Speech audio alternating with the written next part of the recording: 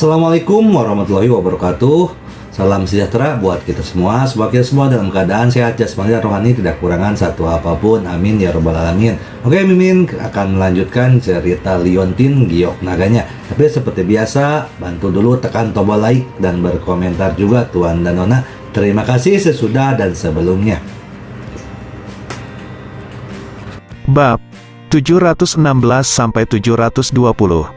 Ini membuat mereka berdua ketakutan. Mereka berlari ke aula di lantai 10 di sebelah mereka dengan panik. Ye Chong menghancurkan Dr. Chen Shao dengan satu tamparan.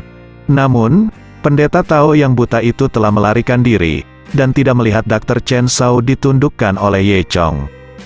Ye Chong memanggil, tetapi tidak menanggapi. Ye Chong mengerutkan kening, berpikir sejenak. Yang terpenting adalah melindungi keselamatan Ding Changning. Kirim Ding Changning keluar dulu. Jadi, dia mengabaikan dua pendeta Tao yang buta dan bisu itu, dan terus berjalan dengan Ding Changning di pelukannya. Beberapa lantai berikutnya juga damai, turun ke lantai 6. Begitu saya mencapai tangga di lantai 6, saya mendengar suara dentang, seolah-olah seseorang sedang mengetuk paku.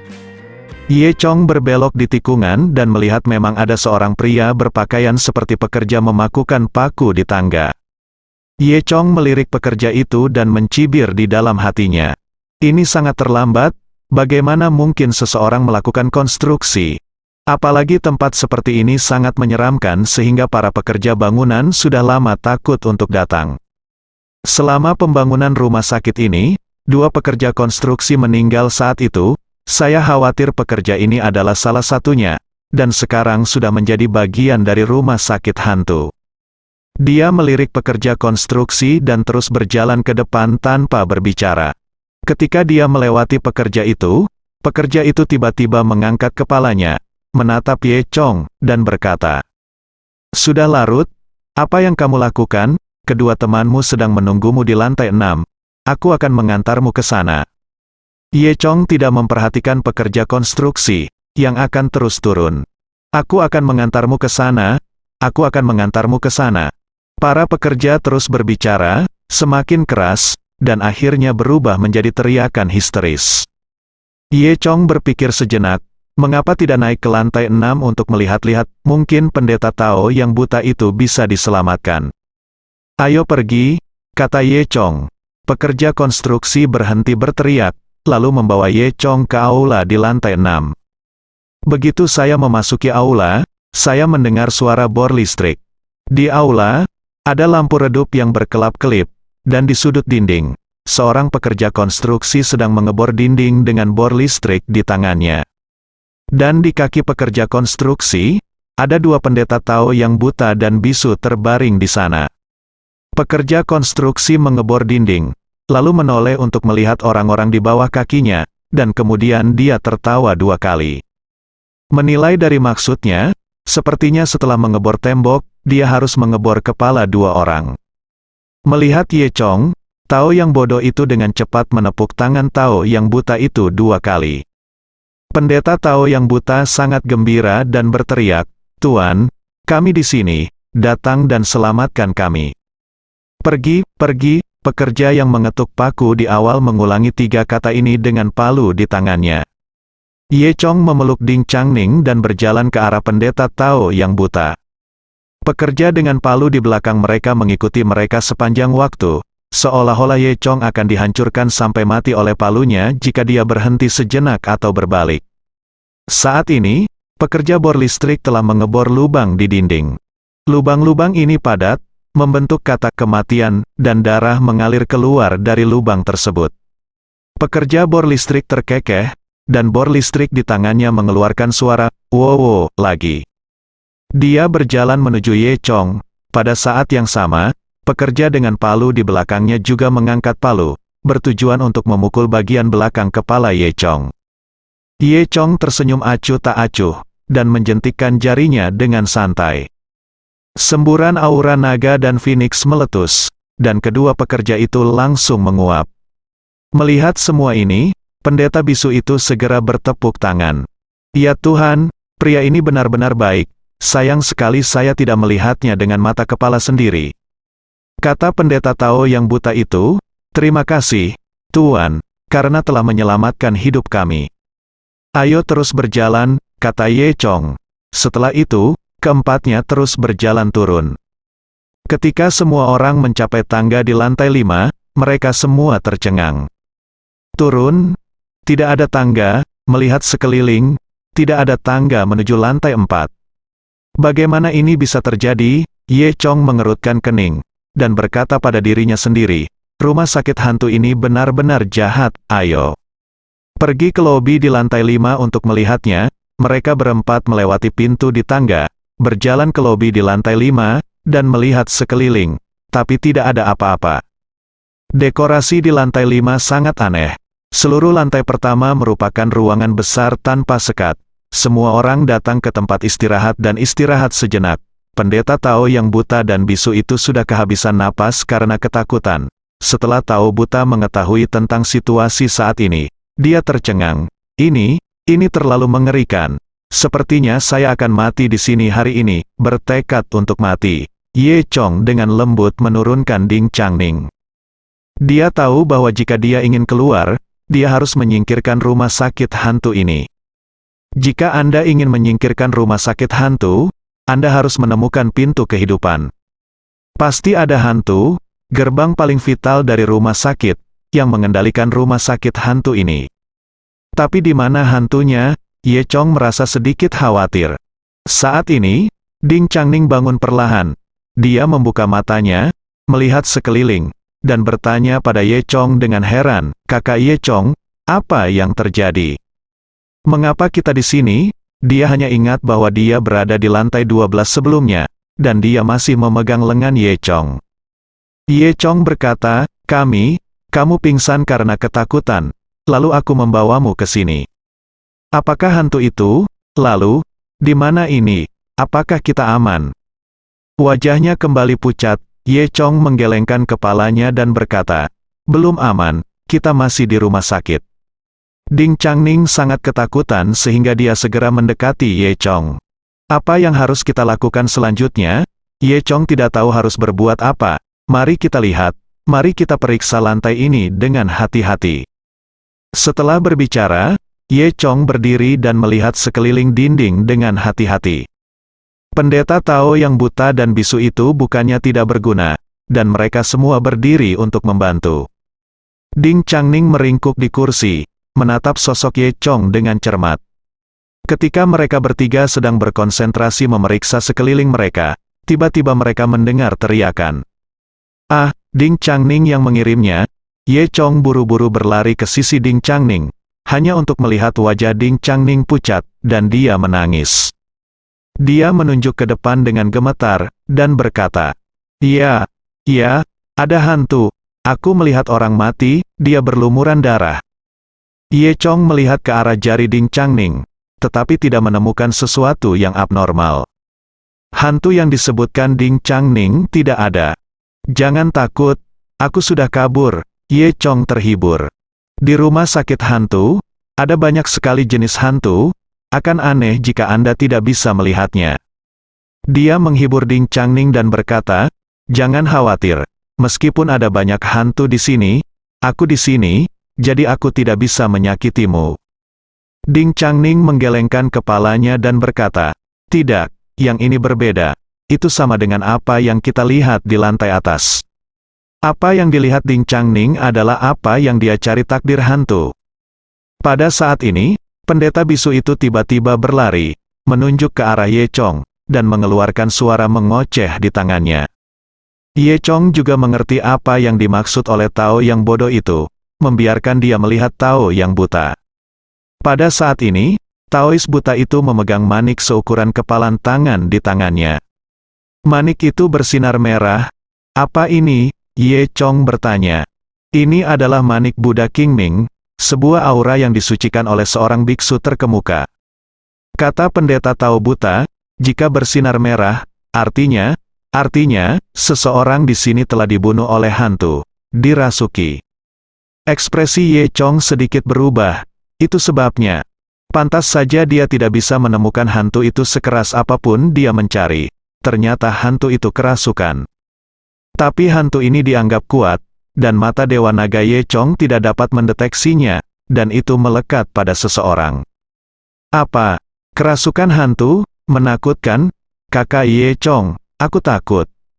Ding Changning merangkul lengan Ye Chong saat dia berbicara. Ye Chong mengerutkan kening dan berkata, kita harus segera menemukan hantu yang kerasukan ini. Jika tidak, orang lain mungkin masih terluka. Apakah itu akan membunuh kita semua? Ding Changning bertanya dengan ketakutan. Jangan khawatir, semuanya, tasbih kita tidak tertutup. Itu bisa mendeteksi siapa yang kerasukan. Semakin dekat dengan orang yang kerasukan, semakin kuat cahayanya, kata pendeta Tao yang buta itu. Pendeta Tao yang buta itu tidak bisa melihat, dia tidak tahu. Ketika dia mengatakan ini, bola di tangannya sudah sangat terang. Tiga lainnya diam dan saling bertukar pandang. Sangat mungkin itu orang buta. Ye Chong berkata dengan sepenuh hati. Pendeta Tao yang buta itu tidak menyadari adanya kelainan, dan mengulurkan tasbih ke sisi kiri Ye Chong. Kemampuannya untuk mendengarkan suara dan membedakan posisi masih sangat buruk, dan dia telah menyimpang jauh. Ye Chong menarik tangan Tao yang buta itu tanpa berkata-kata sebelum mengarahkan tasbih Buddha ke dirinya sendiri. Warna manik-manik tidak berubah, menandakan bahwa Ye Chong tidak kerasukan. Kemudian, Ye Chong menarik tangan Tao yang buta itu dan memindahkan tasbih Buddha ke tubuh Ding Changning. Pada saat ini, perubahan mendadak terjadi, manik-manik bersinar hampir menyilaukan. Ye Chong diam-diam berkata, tidak bagus, ternyata orang yang dirasuki adalah Ding Changning. Pada saat ini, Ding Changning masih memegang salah satu tangannya. Dan Ding Changning tiba-tiba menunjukkan senyum aneh, lalu menggigit leher Ye Chong dengan mulutnya. Insiden itu terjadi tiba-tiba, dan Ye Chong masih tidak bisa menarik tangannya saat dia sedang terburu-buru. Namun, Ye Chong bereaksi dengan sangat cepat, dan tangan lain yang tidak ditangkap oleh Ding Changning dengan lembut mendorongnya ke dahi Ding Changning. Ding Changning membuka mulut kecilnya, dan gigi harimau kecil itu mengatup 2 kali. Tetapi tidak menggigit leher Ye Chong. Segera setelah itu, Ye Chong mengulurkan tangan dan menyentuh alis Ding Changning. Gelombang energi naga dan Phoenix melonjak ke dalam pikiran Ding Changning, memaksa hantu itu keluar dari tubuh Ding Changning. Bayangan hitam terbang keluar dari tubuh Ding Changning, dan Ding Changning pingsan lagi. Setelah bayangan hitam itu keluar, ia melayang menuju koridor di lantai 5. Ye Chong mendengus dingin, kemana harus melarikan diri? Dia tidak akan membiarkan hantu ini melarikan diri. Hantu ini pasti darah kehidupan rumah sakit hantu. Selama hantu ini disingkirkan, rumah sakit hantu akan menghilang secara alami. Sebelum hantu itu sempat lari keluar pintu, Ye Chong menyusulnya. Ye Chong diam-diam mengeluarkan jimat giok, dijiwai dengan roh naga dan burung phoenix, dan menyerang dengan metode guntur di telapak tangannya. Jimat batu giok itu terbang melintasi udara, tepat mengenai energi hitam hantu itu. Segera setelah itu, hanya terdengar suara mendesis, dan hantu itu tampak terbakar, dan dalam sekejap menghilang. Ye Chong menyingkirkan hantu itu dan menghela nafas lega. Tetapi pada detik berikutnya, dia menemukan bahwa lingkungan sekitarnya tidak berubah. Rumah sakit hantu tidak menghilang seperti yang dia pikirkan. Jantung Ye Chong berdetak kencang. Apakah ada yang salah? Kecuali ada yang lain. Begitu saya memikirkan hal ini, saya tiba-tiba mendengar semburan tawa hantu liar. Hei, jangan takut. Paman akan memeriksa tubuhmu. Hei, lepaskan semuanya. Aku melihat pendeta Tao bisu itu dengan panik merobek pakaian di tubuh Ding Changning sambil berbicara. Orang bisu dapat berbicara, dan dia tahu bahwa dia dirasuki hantu tanpa menggunakan tasbih, masih mesum. Orang yang berbicara secara alami tidak bodoh, tetapi hantu itu melekat padanya. Ye Chong bergegas, dan ketika Ye Chong tiba, sebagian besar pakaian Ding Changning telah robek, hanya menyisakan celana dalamnya. Ye Chong memadatkan udara naga dan burung phoenix di tangannya, dan menamparkan kepala pendeta Tao yang bodoh itu dengan telapak tangannya.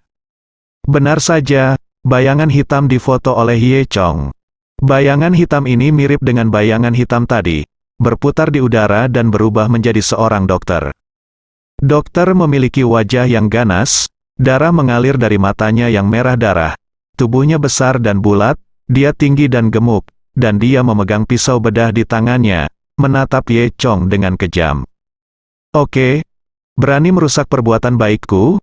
Aku tidak akan pernah membiarkanmu hari ini, kalian semua harus mati di sini.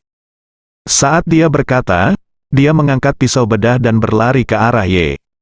Ye Chong mencibir, dia sudah menyiapkan jimat giok di tangannya. Pendeta Tao yang buta juga berdiri.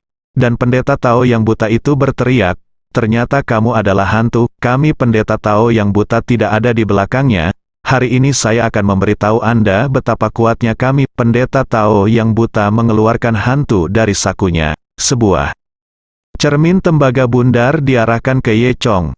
Cahaya bulan yang dipantulkan dari cermin perunggu menyinari wajah Ye Chong, yang masih sedikit menyilaukan. Iblis kecil, mengapa kamu tidak menyerah dengan cepat? Teriak Tao yang buta itu. Ye Chong tidak bisa berkata apa-apa, dan berkata dalam hatinya, apa yang salah dengan ini? Jangan ikut bersenang-senang di sini. Tao yang bodoh itu juga sangat malu, merebut cermin perunggu dari Tao yang buta, dan mengarahkannya ke hantu itu. Orientasi. Ketika cahaya bulan dibiaskan oleh cermin perunggu, sebuah mantra diterapkan, dan ketika hantu itu ditemukan, hantu itu tampak sangat ketakutan. Dokter hantu itu bergoyang, berusaha menghindari pantulan cermin perunggu. Namun, Tao yang bodoh itu juga tepat di tangannya, dan terus membiaskan sinar bulan pada dokter hantu itu.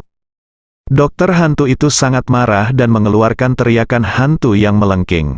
Segera setelah itu, dia berubah menjadi awan kabut hitam, menutupi seluruh ruangan. Untuk sesaat, seluruh aula di lantai 5 menjadi gelap gulita, dan kamu tidak bisa melihat jari-jarimu. Cahaya bulan yang diandalkan oleh cermin perunggu telah hilang, jadi secara alami ia kehilangan kekuatannya. Tembak dia sampai mati, tembak dia sampai mati. Pendeta Tao yang buta itu tidak melihat cahaya bulan menghilang, dan dia terus bersorak untuk pendeta Tao yang bisu itu. Hahaha, mari kita lihat siapa yang mati hari ini. Dokter hantu itu tiba-tiba muncul di depan mereka berdua, dan menamparkan mereka berdua. Hantu kecil, beraninya kamu membuat masalah, teriak Ye Chong dengan ringan, menjentikkan tangannya.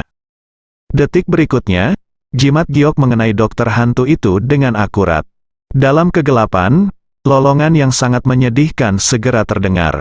Suara melolong menembus gendang telinga orang. Kemudian, seluruh tubuh dokter hantu itu terbakar dengan api ungu, dan dalam 5 detik, asapnya menghilang. Setelah menyingkirkan hantu ini, lingkungan sekitarnya tiba-tiba berubah. Seluruh ruangan dikembalikan ke tampilan aslinya, dan masih merupakan ruangan kasar yang belum memasang kaca dan dekorasi interior. Ye Chong menghela nafas lega saat melihat rumah itu telah kembali ke keadaan semula. Sepertinya rumah sakit hantu sudah tidak ada. Ye Chong buru-buru pergi untuk memeriksa situasi Ding Changning. Dia berjongkok di depan Ding Changning. Cahaya bulan cerah, dan cahaya bulan yang terang dan berair masuk dan memercik ke tubuh Ding Changning. Ding Changning sekarang hanya memiliki pakaian dalam yang tersisa. Di bawah sinar bulan, kulitnya yang seputih salju terlihat lebih halus dan cerah, seperti peri cahaya bulan. Cahaya bulan yang dipantulkan oleh kaki panjang itu hampir membutakan mata orang. Ye Chong menyaksikan secara obsesif. Tanpa diduga, saat ini Ding Changning baru saja bangun. Dia menemukan bahwa Ye Chong ngiler menatapnya, dan dia merasa sangat aneh.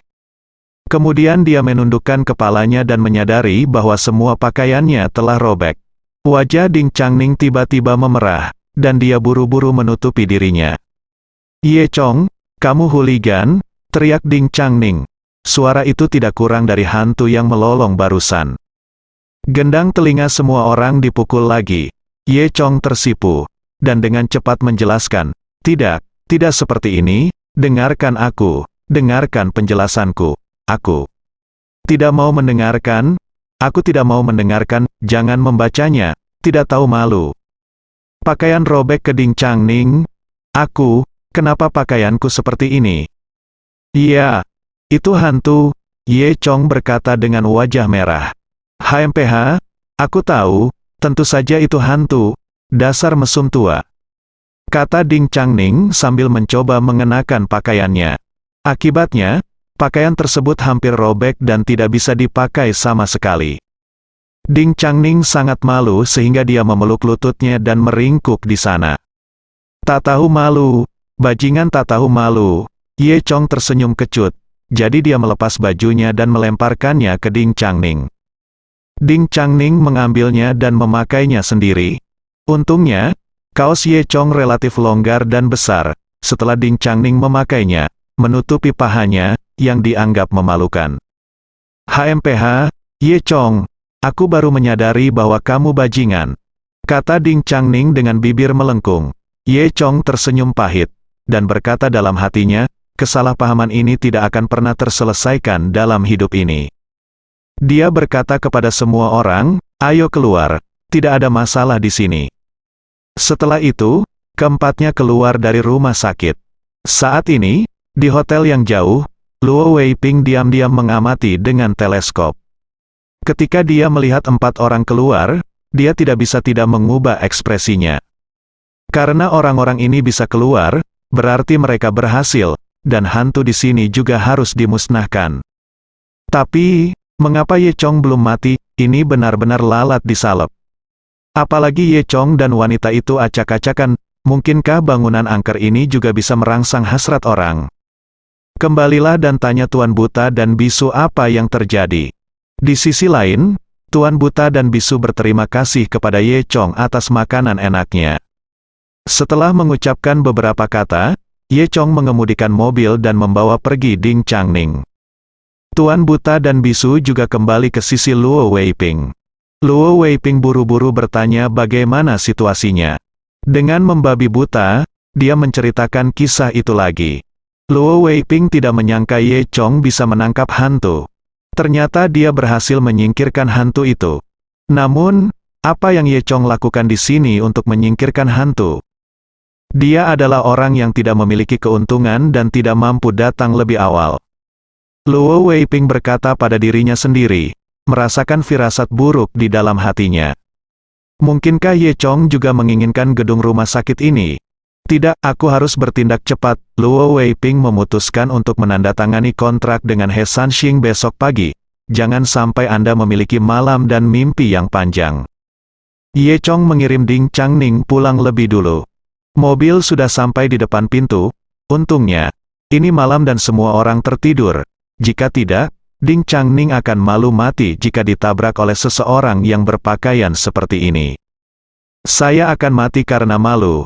Saya berpakaian seperti ini dengan Ye Chong, dan pakaian Ye Chong dilepas, dan saya tidak mengenakan apapun di atas diri saya. Tidak heran jika kedua orang ini tidak membuat orang salah paham, dan mati. Ding Changning membuka pintu mobil untuk melihat apakah tidak ada orang di sekitar, lalu dengan cepat melompat keluar dari mobil dan berbisik, aku pergi. Dia baru saja berbalik ketika pintu rumah Ding tiba-tiba terbuka, dan Ding Chunqiu datang, keluar dari dalam. Dia baru saja menabrak pakaian Ding Changning yang acak-acakan, tubuh bagian atas Ye Chong masih mengenakan pakaian Ye Chong, dan Ye Chong masih bertelanjang dada, keduanya baru saja keluar dari mobil. Ding Chunqiu tertegun sejenak, lalu menunjukkan senyum penuh arti.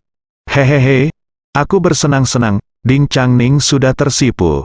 Tetapi ketika dia melihat senyum Ding Chunqiu, dia bahkan lebih pemalu dan ingin menemukan celah di tanah untuk menyelinap masuk. Oh, ayah, bukan itu yang kamu pikirkan, kami tidak melakukan apa-apa. Hei, aku tahu, tidak perlu menjelaskan, aku sudah setua ini. Berhati-hatilah.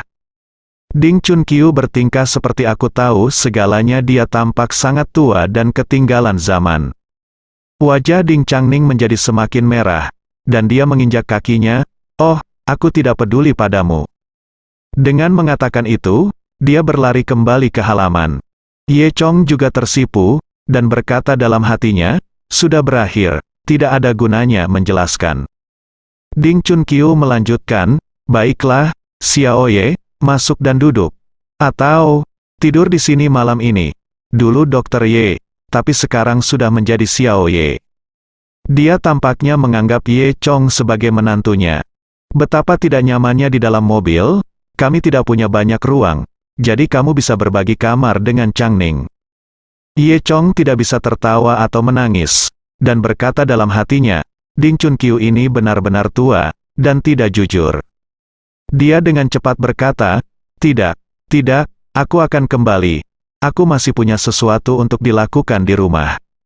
Saat dia berbicara, dia menginjak pedal gas dan pergi dengan wajah memerah. Keesokan harinya, Ye Chong mengikuti Ding Chunqiu ke rumah sakit pusat Yucheng. Dekan rumah sakit pusat Yucheng adalah Lan Shining, yang juga merupakan tokoh terkenal di kalangan medis Yucheng. Dia seumuran dengan Ding Chunqiu, keduanya adalah sosok yang sangat dihormati. Keduanya memasuki kantor Lan Shining dan menemukannya duduk di belakang meja dengan wajah sedih. Rumah sakit pusat Yucheng adalah rumah sakit terbesar di seluruh kota Yucheng. Para ahli di setiap departemen sangat terkenal, sehingga jumlah pasien yang diterimanya setiap hari benar-benar jenuh. Oleh karena itu, untuk mengurangi tekanan pada rumah sakit, Lan Shining dan atasannya mengajukan permohonan untuk memindahkan beberapa departemen ke cabang. Makanya ada proyek rumah sakit cabang. Tapi yang tidak saya duga sebelum proyek selesai, terjadi kejadian supranatural, dan harus stagnan. Bagi rumah sakit, ini awalnya adalah proyek yang sangat bermanfaat bagi pembangunan. Akibatnya proyek tersebut mandek, dan rumah sakit menginvestasikan banyak uang, yang merupakan kerugian besar. Beberapa hari yang lalu, Lan Shining mengkhawatirkan masalah ini. Ding Chunqiu tiba-tiba datang ke pintu, mengatakan bahwa seseorang ingin mengambil alih. Semua orang tahu bahwa proyek ini angker, jadi tidak ada yang berani mengambil alih. Ding Chunqiu secara alami mengetahui situasinya. Oleh karena itu, ketika Lan Shining mendengar apa yang dikatakan Ding Chunqiu, dia sangat terkejut. Tanpa diduga, seseorang akan bergegas mengambil alih tempat itu dengan bantuan proyek angker. Tapi ini hal yang bagus untuk Lan Shining. Dia tidak ingin menghasilkan uang, selama dia bisa mendapatkan uangnya kembali sekarang, dia akan puas. Selain dukungan lokal, rumah sakit hanya menginvestasikan 100 juta yuan, jadi Lan Shining hanya membutuhkan 100 juta yuan. Padahal, untuk proyek seperti itu, kalau bukan karena gentayangan, saya khawatir 500 juta tidak akan bisa turun. Itu sudah diputuskan, tetapi sesuatu terjadi di tengah jalan. Ini juga alasan mengapa Lan Shining memiliki wajah sedih sekarang. Lan Shining berkata kepada Ding Chunqiu, Ding tua, maaf, situasinya telah berubah, saya tidak akan menjual rumah sakit ini lagi. Din Lan, bukankah kita setuju kemarin, mengapa kamu tiba-tiba berubah pikiran? Ding Chunqiu sangat bingung. Lan Shining menghela nafas, hei, jangan tanya, bagaimanapun, itu adalah berkahmu untuk tidak mengambil alih. Ye Chong juga merasa aneh, dia baru saja menyingkirkan hantu di sana kemarin. Hari ini Lan Shining tidak akan dijual, bukan, apakah dia mendapat kabar? Ding Chunqiu berkata dengan gigih, Din Lan, meskipun kamu tidak menjual, setidaknya kamu harus memberiku alasan. Jika kamu melakukan hal seperti ini, hubungan kita selama lebih dari 2 tahun akan sia-sia, sedikit marah. Jelas itu adalah sesuatu yang telah dijanjikan, bagaimana Anda bisa mengatakan bahwa Anda kembali dan kembali lagi? Saat ini, 2 orang masuk dari pintu, itu adalah He Sanxing dan Luo Weiping. Wajah He Sanxing merah, dan dia berkata sambil tersenyum, hei, ini Tuan Ding, Din Lan, apa yang tidak bisa kamu katakan? Rumah sakit ini bukan apakah kamu jual padaku, aku mau. Ding Chunqiu memandang He Sanxing dengan aneh, proyek yang belum selesai ini telah mandek di Yucheng selama lebih dari setahun. Mengapa kamu tidak menunggu sampai aku menginginkannya dan datang dan ambil dari aku? Kamu apakah ini disengaja terhadapku, Old Ding? Bukan itu yang kamu katakan. Kami juga punya rencana sendiri, dan itu hanya kebetulan bahwa kami menginginkan apa yang kami inginkan sekarang, kata He Sanxing sambil tersenyum. Di depan Ding Chunqiu sebelumnya, dia masih terlihat hormat. Namun kali ini, untuk proyek yang belum selesai ini, ia tak segan-segan memusuhi Ding Chunqiu. Ding Chunqiu mendengus, dan berkata, kamu harus memikirkannya, tempat itu tidak mudah, apakah kamu yakin bisa mengatasinya? Tanpa berlian itu, jangan ambil pekerjaan porselen ini. He Sanxing terkekeh dan menunjukkan ekspresi mengejek pada Ye Chong. Hei, untuk pertanyaan ini, saya ingin berterima kasih kepada Tuan Ye. Saya mendengar tahu bodoh itu mengatakan semuanya kemarin. Tuan Ye benar-benar mampu, he. Sanxing mengatakan sesuatu yang tidak dapat dipahami orang lain, tetapi Ye Chong sangat memahaminya, sehat. Tampaknya berita pengusiran hantu tadi malam terungkap. Dan pendeta Tao yang buta seharusnya ditemukan oleh He Sanxing. Ding Chunqiu mengerutkan kening, jangan bicara omong kosong di sini, kamu bilang kamu menginginkannya, kamu pikir kamu ini siapa? Kemudian dia menoleh untuk melihat Lan Shining. Din Lan, segala sesuatunya harus dilakukan bagaimanapun caranya. Itu adalah pertama datang pertama dilayani, lagi pula, saya. Ding Chunqiu, berbicara dengan Anda terlebih dahulu, kami sudah membicarakannya. Mengapa Anda berubah pikiran hari ini? Hadapi, setidaknya kamu harus mengikuti aturan. He San King tertawa di samping, hehe, aturan. Sudahkah kamu menandatangani kontrak? Selama kamu tidak menandatangani kontrak, maka tidak ada aturan. Ding Chunqiu sedikit menyesalinya, dia tidak menandatangani kontrak tadi malam. Karena dia tidak pernah menyangka ada orang yang akan bersaing dengannya di tempat ini. Bahkan, Lan Shining pun tidak menyangka proyek angker yang belum selesai ini akan diperebutkan. Dan He Sanxing tidak ragu menggunakan cara untuk ini. Ye Chong bertanya-tanya, kemampuan apa yang dimiliki He Sanxing? Mungkinkah itu lebih kuat dari Ding Chunqiu, untuk dapat dengan patuh membuat Din Lan tunduk? Memikirkan hal ini, Ye Chong bertanya, Din Lan, apakah ada sesuatu yang tak terkatakan, Anda? Sebaiknya mengatakannya, dan mari kita pelajari bersama. Lan Shining menggelengkan kepalanya, menghela nafas dan berkata, oh, tidak ada yang perlu dikatakan, adik kecil, Tuan Ding, akulah yang minta maaf padamu, dan aku akan minta maaf padamu nanti. Tapi proyek ini benar-benar bisa, jangan dijual, ini dia. Pasti ada sesuatu yang tak terkatakan. Ye Chong tidak repot-repot berbicara omong kosong lagi. Dia berkedip dan mengaktifkan mata Dewa Naga. Murid-murid memancarkan cahaya ungu untuk sesaat. Kemudian, dia menatap Din Lan, dan bertanya lagi, Din Lan, apa masalahnya? Katakan padaku. Din Lan secara tidak sengaja menatap mata Ye Chong, dan pikirannya tiba-tiba bergetar. Saya tidak tahu mengapa, tetapi saya mengatakan yang sebenarnya. Begini, ada pasien di rumah sakit kami yang sembuh, tapi tiba-tiba koma. Aneh sekali, banyak ahli tidak bisa menemukan penyebabnya. Anggota keluarga pasien mengatakan bahwa itu masalahnya ketika mereka ada di rumah sakit, jadi mereka memikul semua tanggung jawab, semuanya jatuh ke rumah sakit. Untungnya, He Sanxing melangkah maju dan menyelesaikan masalah. Ternyata, He Sanxing dan pasien itu kerabat, dia berbicara baik dengan anggota keluarganya, dan anggota keluarga pasien menjadi tenang. Namun, He Sanxing berbalik dan meminta saya untuk proyek yang belum selesai. Setelah memikirkannya lama sekali, saya hanya bisa setuju. Nyatanya, Lan Xining segera mengetahuinya, pasien ini sangat mungkin diatur oleh He Sanxing. Dia jatuh ke dalam perangkap He Sanxing, tapi dia tidak punya cara lain. Jika dia tidak setuju dengan He Sanxing, pihak lain akan membuat keributan dengan dokter. Pada saat itu, reputasi rumah sakit akan buruk. Dan yang paling ditakuti rumah sakit adalah gangster bawah tanah semacam ini. Jika orang-orang ini datang membuat masalah setiap hari, kerugian rumah sakit akan terlalu besar.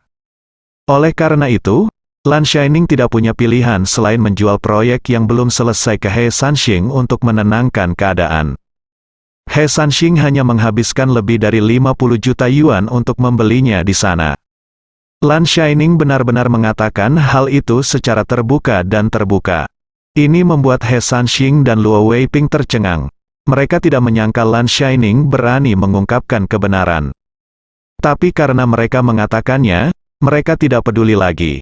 He Sanxing mendengus, Din Lan, ada beberapa hal yang tidak bisa kamu bicarakan omong kosong.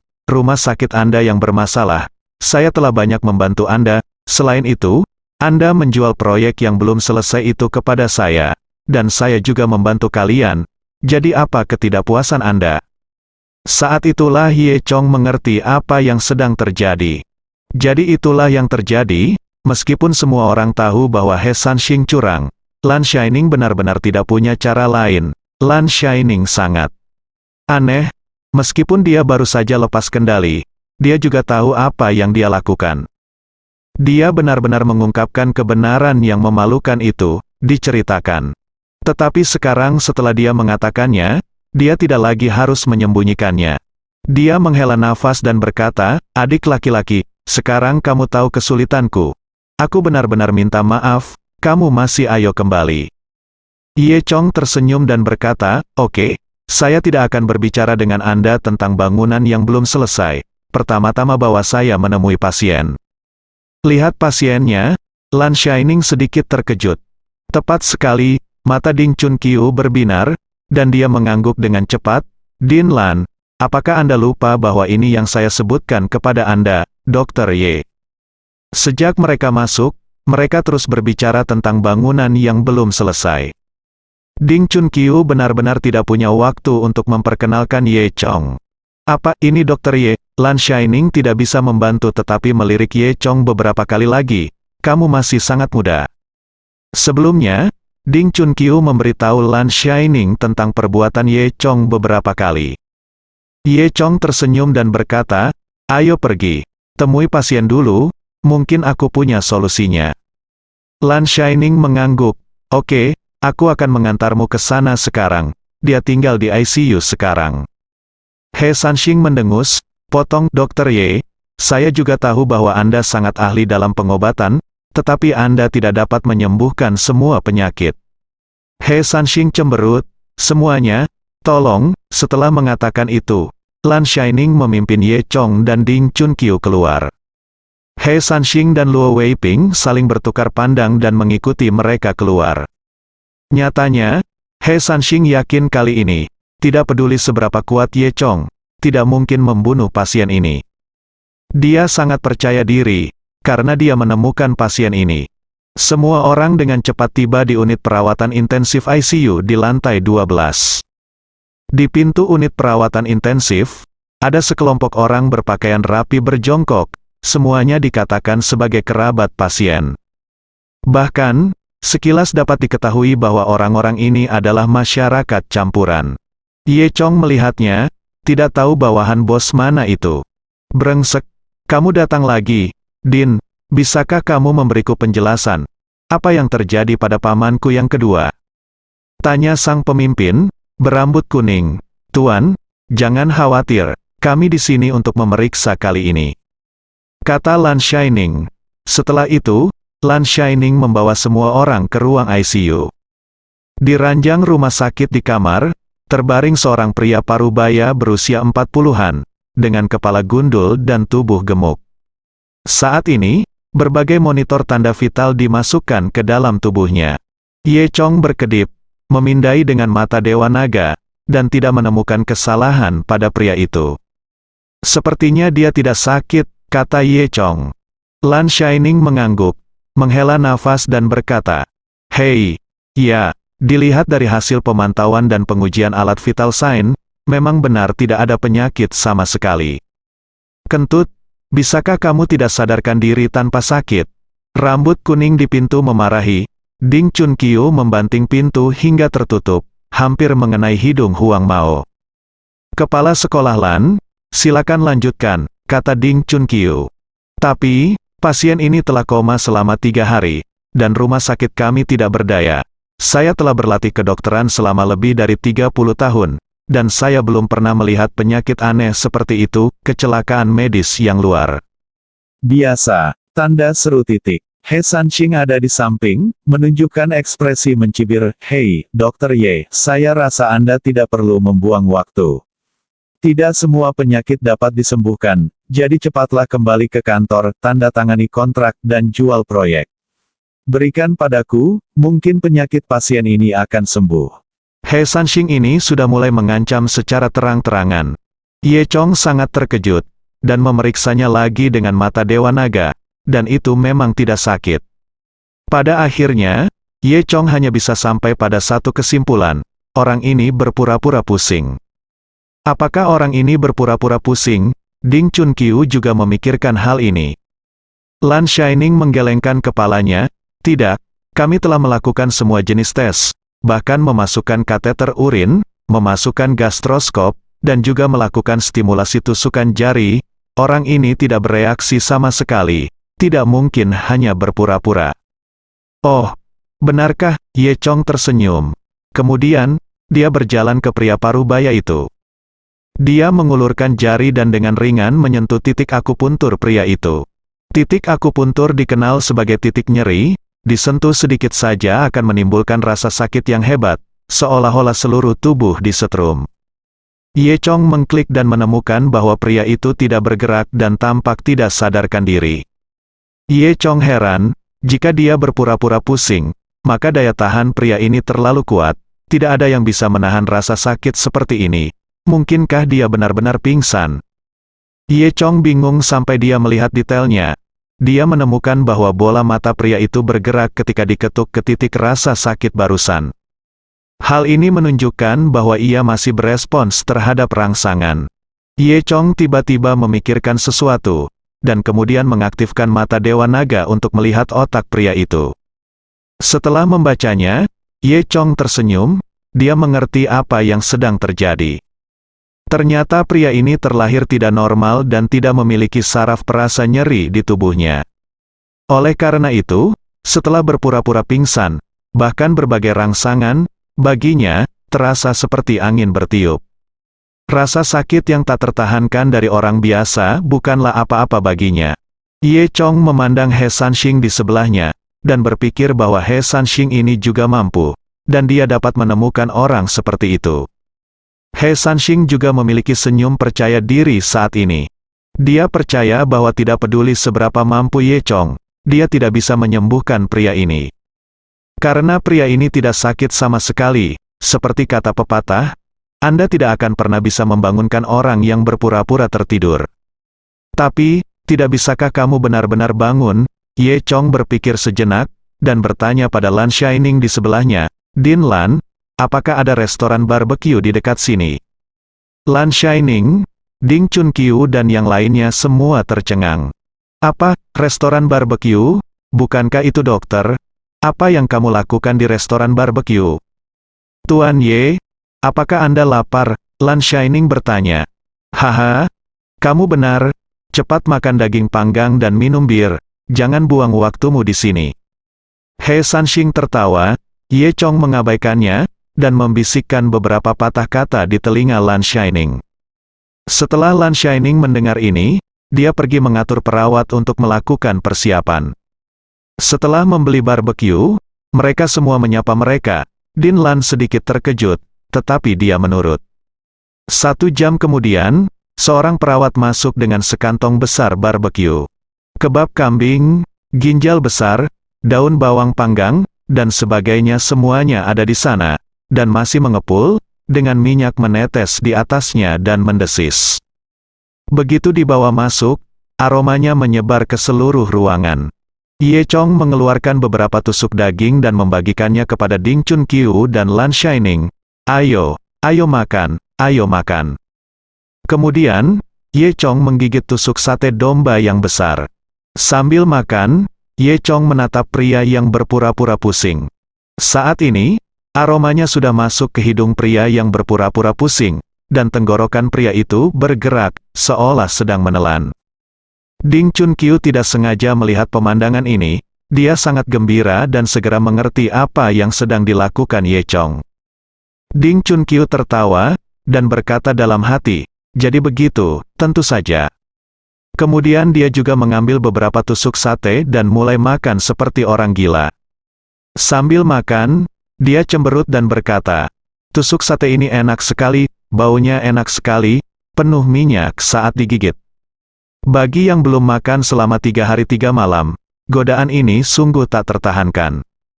Ye Chong terkekeh, dan dengan sengaja mendekati pria yang berpura-pura pusing.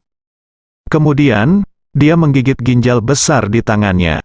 Iya, baunya sangat enak. Tidak mungkin, pada saat ini.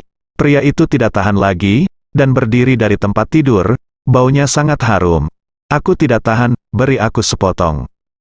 Saat dia berbicara, dia mengambil tusuk sate kambing di dalam tas dan menelannya dalam satu tegukan, hampir memakan tongkatnya juga. Lan Shining tercengang. Hei, apa yang terjadi? Kenapa kamu bangun tiba-tiba?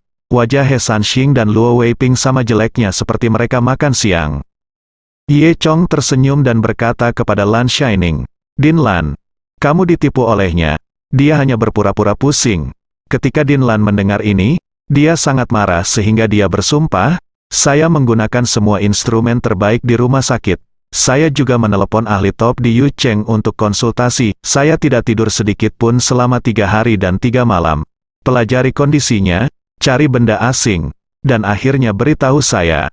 Anak ini hanya berpura-pura sakit, bersambung.